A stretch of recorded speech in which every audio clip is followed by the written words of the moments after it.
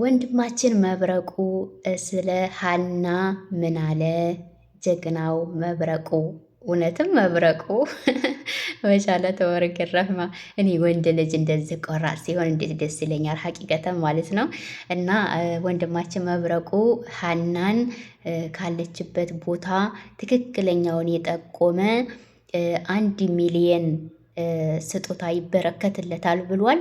እንዲሁም ደግሞ ካለችበት ያወጣልን ደግሞ 5 ሚሊየን ስጦታ ይበረከትለታል ብሎ እንግዲህ ለህዝብ አስተላልፏል ማለት ነው። የዚህ እድል ተጠቃሚ የሚሆነው ጀግና ማን ይሆን? እና መሻላ ተባረከላ ብያለሁኝ። ሁላችሁም ይሄ ቪዲዮ ከደረሳችሁ ሀቂቀ ሸር አድርጉት ማለት ነው። በቃ ያ ሰላም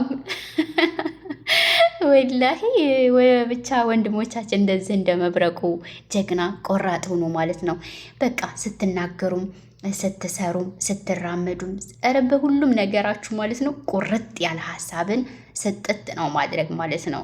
እና ደስ ብሎኛል። አላህ ስብሐነሁ ወተዓላ እንደዚህ ጀግና ወንድሞቻችንን ያበርክትልን ማለት ነው። ያሰላም እኔ ወላሂ ብቻ አላህ ይጠብቅህ ባለህበት። እሷንም እንግዲህ ከዚህ ካለችበት ሙሲባ ነጃ ይበላት። በነገራችን ላይ እሷን ብቻ አይደለችም የዚህ ችግር ሰለባ የሆነችው ብዙ እህቶቻችን አሉ። አሁን ባለፈው እንደዚሁ አንዷ ወገናችን አንዷ እህታችን እንደዚሁ ልጆቻቸውን ታቅፈው ድረሱልን እያሉ እያለቀሱ አይቻቸው አንጀቴን ስፍስፍ ነው ያለ ወላሂ። ቆይ መጨረሻ ላይ ታያዋቸዋላችሁ።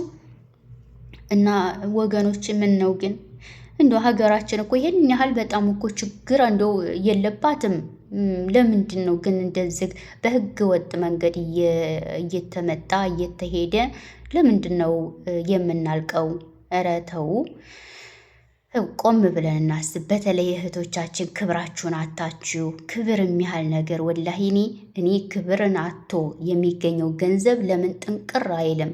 ለምን ረሃብ ግድል ላይ አያደርገንም? ወላሂ ጡር ተናግርሽ አትበሉኝና እኔ ተናግሬ ወላሂ ይውጣልኝ። እኔ እስከዛሬ እንደዚህ ነገር ተናግሬ አላቅም። እውነታቸውን ነው። የሆነ ደብሯቸው ነው እኮ ስደትን የመረጡት ምናምን እያልኩኝ የሆነ ሰበብ አበዛ ነበረ። ግን ሴት ልጅ ክብሯን ካጣች